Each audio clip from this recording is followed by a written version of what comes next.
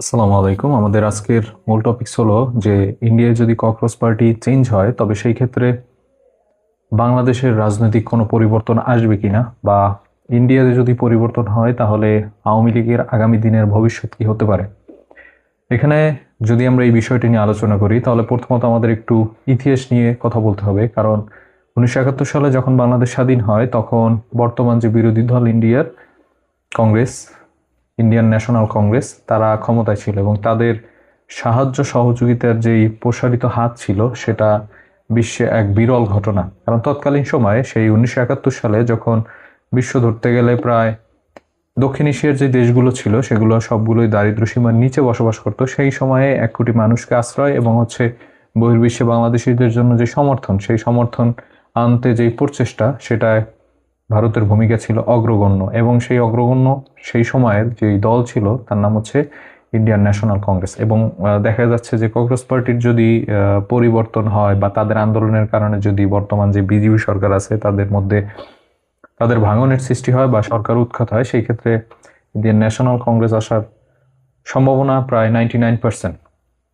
যদি Indian national Congress অথবা সংস্কারপন্থী কেউ ক্ষমতায় আসে তবে তাদের যেই অভ্যন্তরীণ রাজনীতি সেক্ষেত্রে অবশ্যই পরিবর্তন আসবে, এবং সেই পরিবর্তনটা আসলে বাংলাদেশের পূর্ববর্তী যে সরকার ছিল তাদের জন্য সুফল বয়ে আনতে পারে, অথবা তাদের জন্য এক ধরনের একটা কুফল বয়ে নিয়ে আসতে পারে। তবে বেশিরভাগ ক্ষেত্রে যেটা ঐতিহাসিকভাবে যেটা সিদ্ধান্ত, সেই ক্ষেত্রে মনে হচ্ছে যে সমর্থনটা তারা একটু বেশি পাবে এবং তাদের দেশের রাজনীতিতে সক্রিয় হতে আরও সহযোগিতা করবে। কারণ বর্তমান যে বিজেপি সরকার তাদের সাথে বর্তমান বাংলাদেশের সরকারের ঐতিহাসিক একটা সুসম্পর্ক আছে, ঠিক তেমনি বর্তমান যে বিরোধী দল ইন্ডিয়ার এবং বাংলাদেশের বর্তমান যেই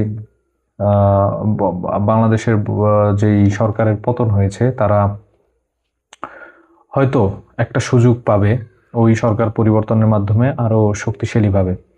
তো দেখা যাক সামনের যেই বর্তমান পরিস্থিতি ইন্ডিয়া, সেই পরিস্থিতির জায়গা থেকে আমরা বিবেচনা করতে পারি হয়তো তারা বেশিরভাগ ক্ষেত্রে সুবিধা পেতেও পারে, আবার দেখা গেল যে তাদের মধ্যে যদি এলাই হয়, অর্থাৎ সংস্কারপন্থী এবং বিরোধী দল দুইটা মিলে যদি এলাই হয়, সেই ক্ষেত্রে দেখা গেছে সমর্থন এমনও হতে পারে যে সমর্থন একদমই চলে আসছে, কারণ বাংলা সমর্থন পায় নাই। কারণ বাংলাদেশ অলরেডি সংস্কারপন্থী এবং বিরোধী দলীয় জোট মিলে যেই এক ঐক্য জোট বাংলাদেশ সরকার পরিচালিত হচ্ছে, ঠিক সেইভাবে যদি হয় তাহলে দেখা গেছে যে তারা তাদের সঠিক সিদ্ধান্ত আসতে পারবে না। সেই ক্ষেত্রে বাংলাদেশ আওয়ামী লীগের জন্য একটা বিপর্যয়ের ধাক্কাও আসতে পারে, অথবা তাদের সৌভাগ্য হতে পারে, বা তারা তাদের ভাগ্যের চাকা খুলে যেতে পারে। তবে সেটা এখন পর্যন্ত বোঝা যাচ্ছে না, কারণ ইন্ডিয়ায় যে আন্দোলনটা চলে সেটার পরিপূর্ণ রূপ এখনো পায় নাই, কেবল শুরু হয়েছে। দেখা যাক কতদূর বর্তমান যে সরকার আছে তারা সামাল দিতে পারে। তবে বহির্বিশ্বের বিভিন্ন দেশের যে শক্তিশালী দেশগুলোর ইন্ধন আছে, মনে হচ্ছে না যে তারা ওইভাবে টিকতে পারবে। কিন্তু টিকতে না পারলেও ঐতিহাসিকভাবে বাংলাদেশের যে দল আছে তাদের ক্ষেত্রে সমর্থনের ধারা হয়তো অব্যাহত থাকবে, শুধুমাত্র তাদের নিজেদের স্বার্থে।